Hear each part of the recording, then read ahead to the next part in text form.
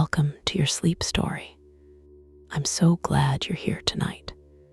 Whatever this day was, however long it felt, however much it held, it is behind you now. Completely behind you. You made it through. And that is everything. So let's begin. Before I take you anywhere tonight, I want to count you down. From 10 to 1.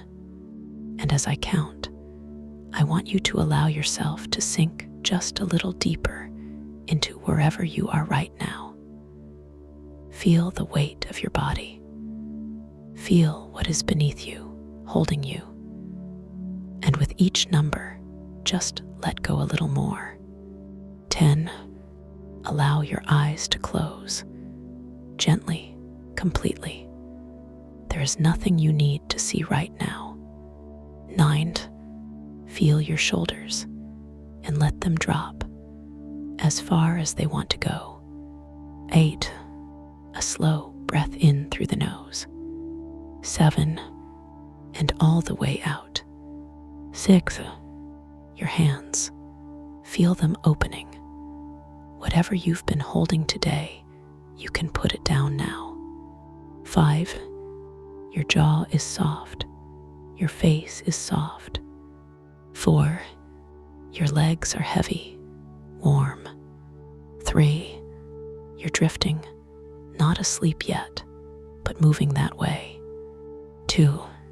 The day is behind you, completely and entirely behind you. 1. And now, tonight's sleep story, the relaxation. Before we go anywhere, I want to stay here with you for a moment. Just here, just now, because this moment, this exact moment right now, where you are lying in the quiet, deserves a little attention, a little kindness. Take a breath in for me, from the very bottom of the belly. Good, and let it go. And as you breathe out, I want you to imagine that everything you were carrying today, every worry, every unfinished thought, every heavy thing is just leaving with that breath, just drifting away. You don't have to solve anything tonight. You don't have to figure anything out. You don't have to be anything other than exactly what you are right now. A person who deserves rest. A person who deserves sleep. Because you do. You really do. Whatever happened today, whatever was hard, whatever felt heavy, you made it through. You are here. And that is enough. That is more than enough. You are safe. And you are here. Bring your awareness gently to your feet now. Just notice them and allow them to soften. The toes uncurling, the arches releasing. All the small held tension of the day simply letting go. Let that softness travel upward, through the calves, through the knees, the thighs. All of it warm, all of it heavy, all of it resting now. Your lower back, your hips. Allow yourself to feel the surface beneath you taking your weight completely, fully. You don't have to hold yourself up anymore. The earth has you. The Moor has you. The belly soft. The chest soft. The heart beating steadily as it always has, as it always will. Your shoulders dropping, your arms heavy and warm, your hands open and still, the neck long and loose, and your face, let the jaw go. Let the forehead smooth. Let the eyes be completely still behind their lids. There you are, from the top of your head to the tips of your toes, completely soft, completely warm, completely at rest. You've done beautifully. Now, let me take you somewhere the mist is thick, and the heather is close, and the path is barely a path, and the moorland goes on in every direction, as far as the mist allows you to see. Come with me, the edge of the moor.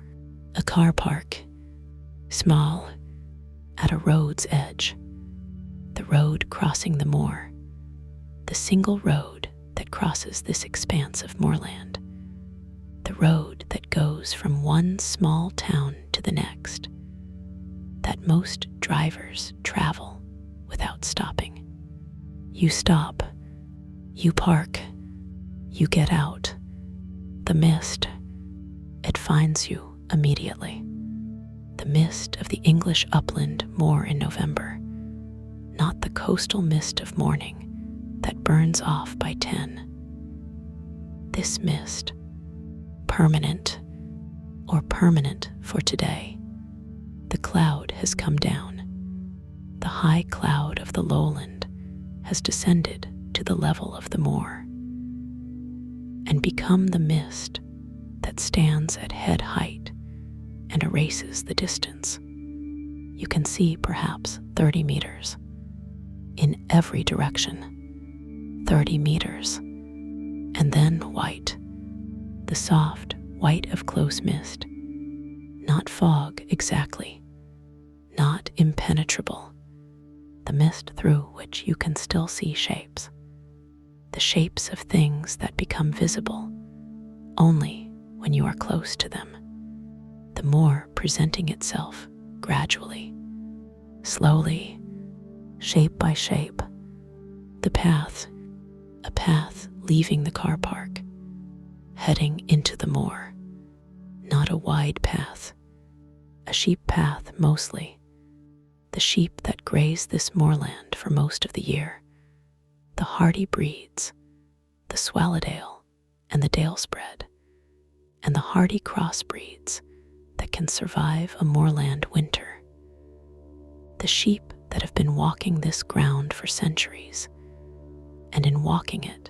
have made this path, a sheep path, narrow, just wide enough for one person.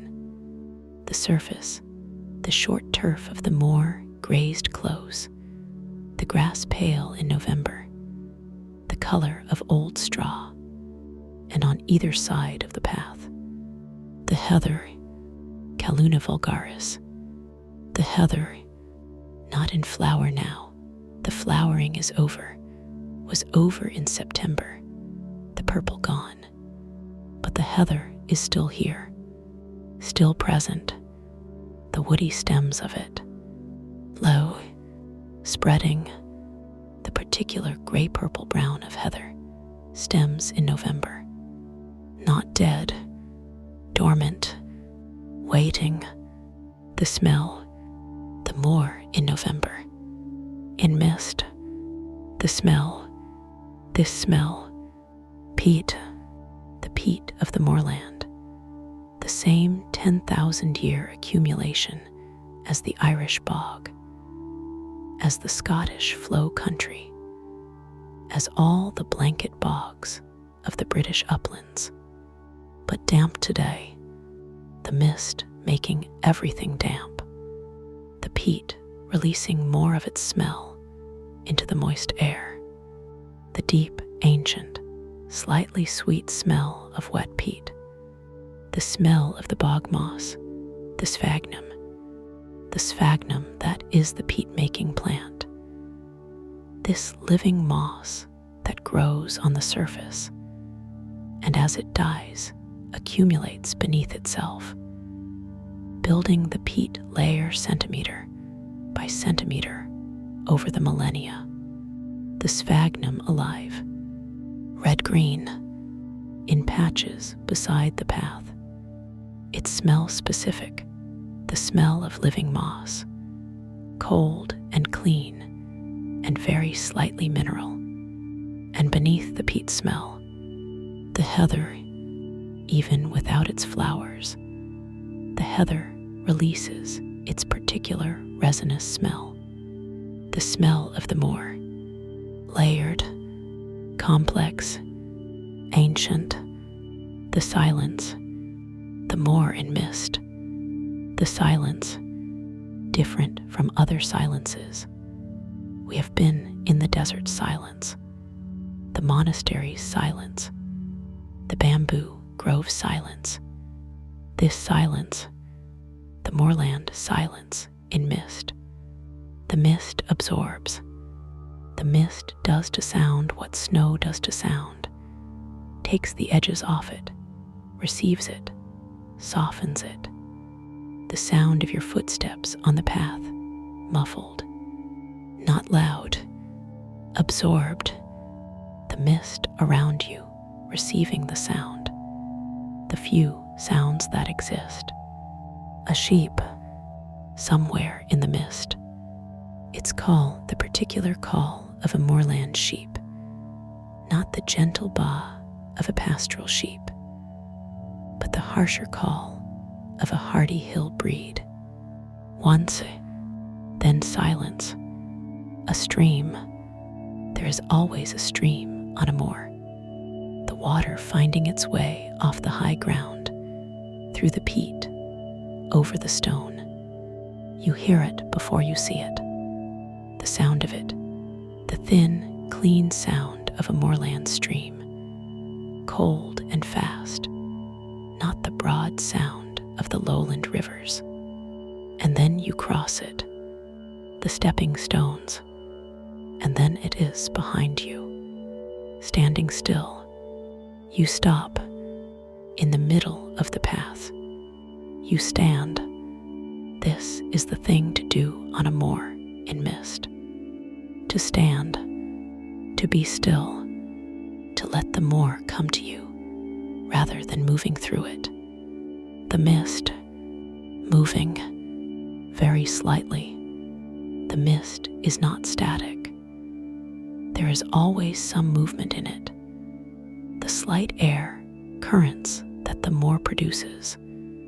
The thermal differences between the wet peat and the drier path. The mist moving, the shapes in it shifting, a tussock of grass appearing, then slightly less visible as the mist thickens, then clear again, a standing stone. In the distance, 30 meters, the shape of it becoming visible as the mist shifts, a standing stone, Bronze Age, 4,000 years old, simply there, in the moor, as it has been there for 4,000 years, the mist coming and going around it, as it has come and gone around it for 4,000 years. The standing stone, you go to it, the path takes you close, or you leave the path, the ground firm enough, the tussocky grass holding underfoot, the root clear. You reach it, the stone, granite, moorland granite, the stone that the moor is underlain by, the granite that the glaciers smoothed, and the freeze-thaw of 10,000 winters has worked. The surface of this stone, rough, textured, lichen on it, gray lichen, yellow lichen, the lichen that grows very slowly, a centimeter perhaps per decade. The lichen on this stone, centuries old, the lichen that was growing when the Normans came, when the Romans were here, perhaps when the stone was placed, perhaps the same species, the same community, continuous.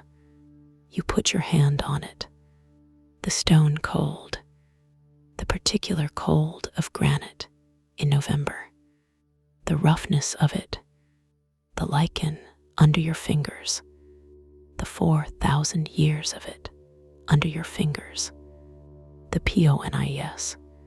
From the mist, they appear, the Dartmoor ponies, or the Exmoor ponies, or whatever native breed grazes this particular moor. They appear from the mist, a group of 4, moving slowly, their heads down, grazing, their legs moving through the heather without hurry. They are not startled. They have seen people. They are accustomed, but they are not interested. You are not food. You are not a threat. You are simply there, as they are there, the more accommodating you both. The ponies pass. 10 meters. 15.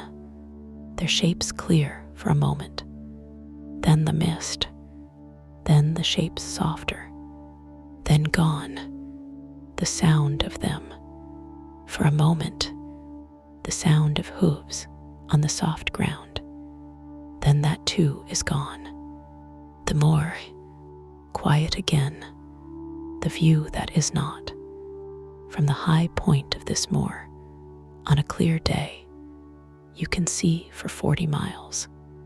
On a clear day, the patchwork of the lower country, the fields, the villages, the rivers, the sea in some directions.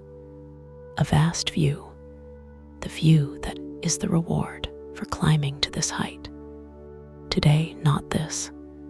Today, the mist, the 30 meters, the white beyond, and yet the absence of the view is its own thing, not a lesser thing, something else.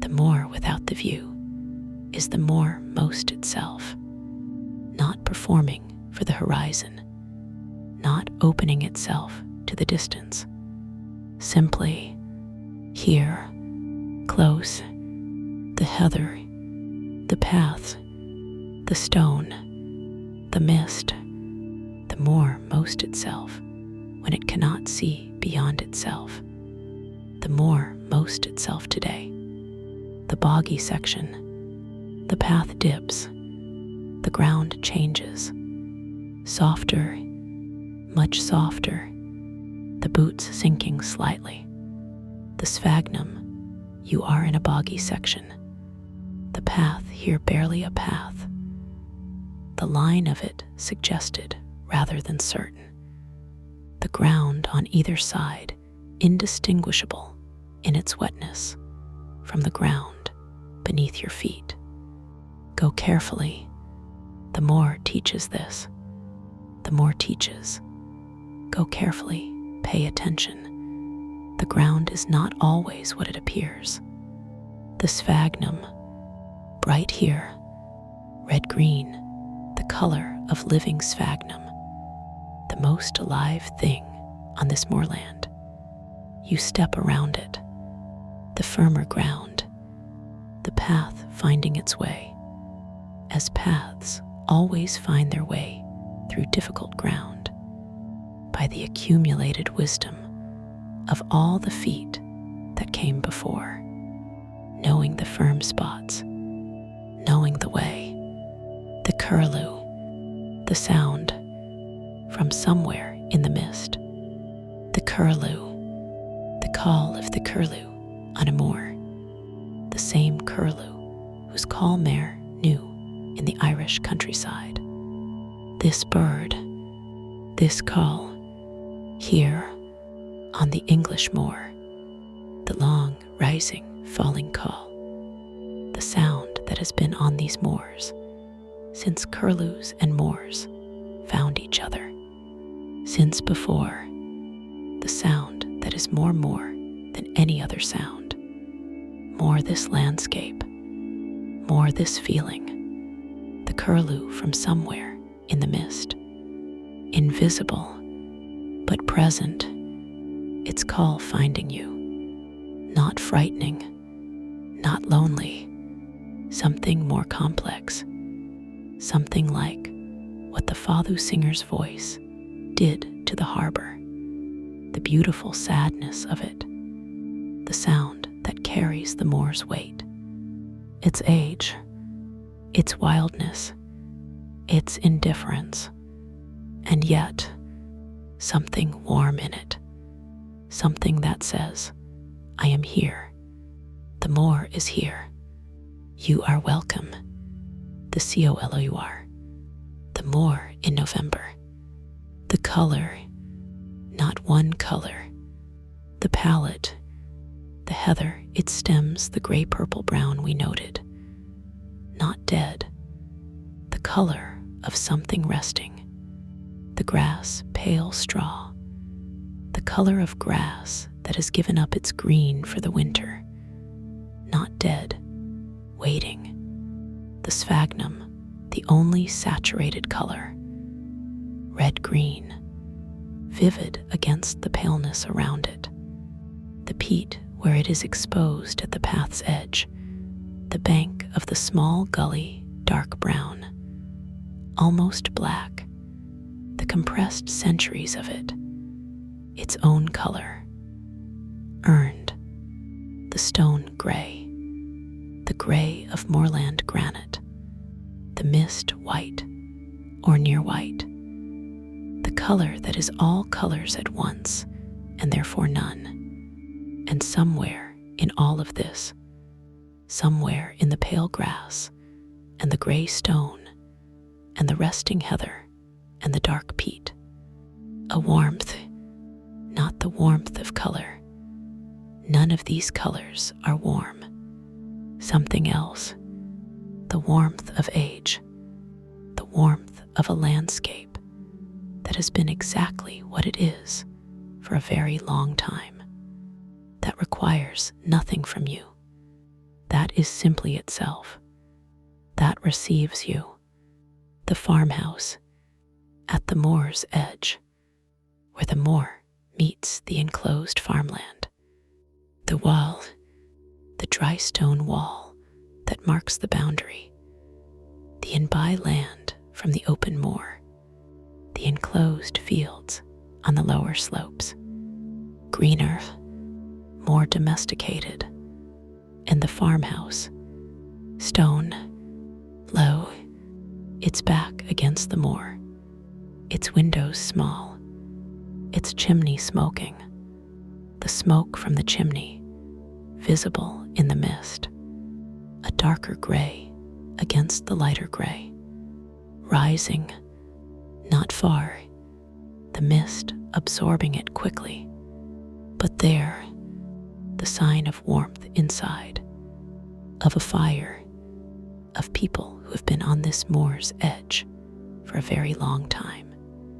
The farmhouse, not the destination, but the orientation, when the moor becomes too much of itself, when the mist is very thick and the path uncertain, and the cold has found you, the farmhouse, the warmth, the return, growing still, you have stopped on the path, not at the farmhouse, before, the moor around you, the mist, the heather, the pale grass, the curlew it called again, from further away now, the call finding you through the mist and the distance, if thoughts are arriving, and they probably are, because that is what minds do, even on a November moor in mist. They are not staying long. The moor takes them, the moor that has been here since the last ice age, the moor that was here before the standing stone, before the sheep paths, before anyone walked this route.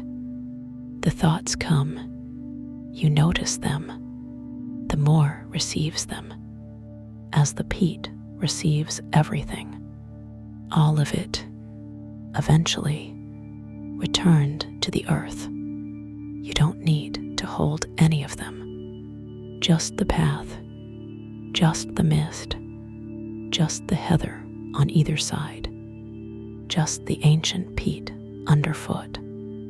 Peace lives on this moor, in the 10,000-year patience of it, and the standing stone, and the curlew's call, and the mist that softens everything. Tonight it is yours. Good night. You are doing so beautifully. The day is done. You came to the moor tonight. The mist was already there. You followed the sheep path. You felt the peat under your boots. You found the standing stone and put your hand on 4,000 years of lichen. The ponies emerged from the mist and disappeared. The curlew called. The moor received you, as moorland has received walkers since the first person stepped off the enclosures and onto the open ground without ceremony, without signposting, simply with the heather and the mist and the path and the stone and the curlew. Carry it with you on the cluttered days, the days when there is too much of everything and none of it is real. Remember the moor. Remember the 30 meters of visibility.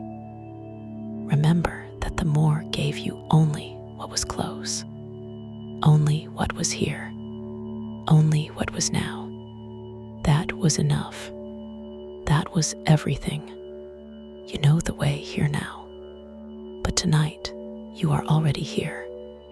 The heather is around you. The mist is soft. The peat is deep. Sleep now, deeply, completely. You deserve every mist soft, peat deep, heather gray, curlew called, more old moment of this rest. Every single one. Good night. Sleep well. The moor through the night. The moor at night. The moor at night. The mist still here. Or the mist has thinned and the stars are above. Both happen on a November moor. Both. Tonight the mist, thicker now, the visibility less than 30 meters, perhaps 10. The moor become the mist become the moor, the two indistinguishable. The sheep in the mist, on the moor, their wool keeping them warm in a way that no other fabric matches. The lanolin in the wool, the natural oil, repelling the rain and the mist. The sheep standing, or moving, or lying, the moor accommodating them, as it always accommodates them, as it has accommodated their predecessors for 1,000 years. The peat below the walking surface, the peat that is the moor, many meters deep in places, the compressed sphagnum of 10,000 years, layer by layer, the bottom layer 10,000 years old, the layer above 9,990 years old, and so on to the living surface, the sphagnum growing now on the surface, adding its millimeter per year, the peat building as it has always built, as it will always build, given the right conditions, the right moisture, the right temperature, the right absence of disturbance.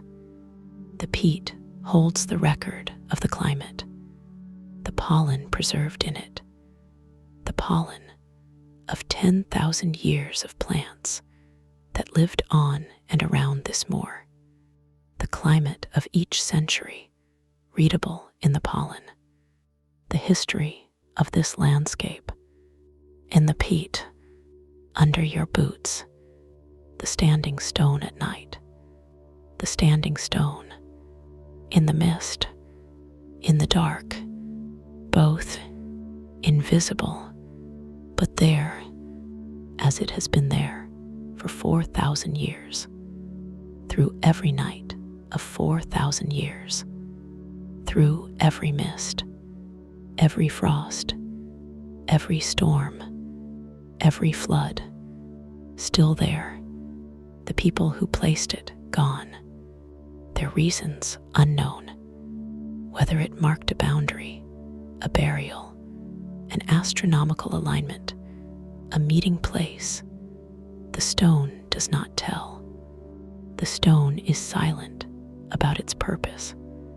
The stone simply stands as it was placed, and in standing present, available for whoever comes, for whoever puts their hand on it, for whoever needs 4,000 years under their fingers. What the Moor holds, the pollen record, the archaeology of the peat, the bones of animals that fell into the bog and were preserved, the Bronze Age body, occasionally found when peat is cut, the preserved body of someone who died on a moor like this one, their skin tanned by the peat acids, their last meal preserved in their stomach, their last moment preserved, the Moor holding them, as the Moor holds everything that falls into it, without judgment, without selectivity, everything, the sheep that fell into a bog pool, the bird that landed and could not rise, the pollen of 10,000 years, and the human who came to the Moor, as people have always come to the Moor, and stayed in the peat, in the Moor's keeping, the curlew at night. The curlew is on the Moor, somewhere in the dark, in the mist, roosting. The curlew roosts on the open ground, not in trees, the Moor having few trees. On the Moor, on the heather, its long bill tucked, its feathers fluffed, the curlew's plumage designed for this, the mottled brown of it, the pattern that is the exact color of dead heather and dead bracken and the earth of the moorland, the curlew invisible in the Moor even in daylight, invisible at night, but there, its call not now. The curlew is quiet in the deep night, but in the morning, the first call, the most beautiful sound of the moorland morning, before light, from somewhere in the mist, the curlew saying, "The Moor is here. I am here. The morning is coming. The morning walk. The mist still here in the morning, or lifting. The mist of the November Moor can stay for days. This morning lifting, very slowly, the shapes of the Moor emerging. First the close shapes, the heather at the path's edge, the tussocks, the stepping stones of the stream, then the further shapes, the standing stone becoming visible at 50 meters, then 100, the wall of the farmhouse field, the farmhouse, its chimney already smoking, and then glimpsed through a thinning the view, 40 miles, just a glimpse, the lower country, the fields, a river, the glimpse closing as the mist thickens again. But seen, for a moment, the world beyond the Moor, still there, the Moor still knowing it is above the world. The walker, if there is a walker yet, this early, the walker seeing what the Moor occasionally allows, the world below, and then the mist, and then the Moor again, close, present, itself. The mist is on the Moor, the heather is gray, The peat is deep. The standing stone is in the mist. The ponies are somewhere. The curlew is roosting. The stream is running. Cold, the sheep path is barely visible. The farmhouse is warm. Its chimney is smoking. The pollen of 10,000 years.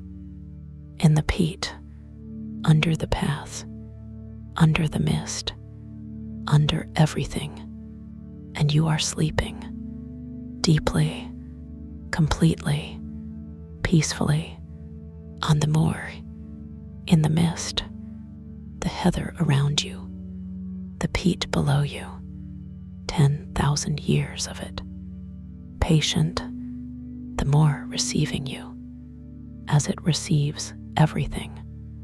This is exactly where you should be. This is exactly what you deserve. Every mist soft, peat deep, heather gray, curlew called, more old moment. Every single one. You are safe. You are held. You are at peace. Good night, dear friend.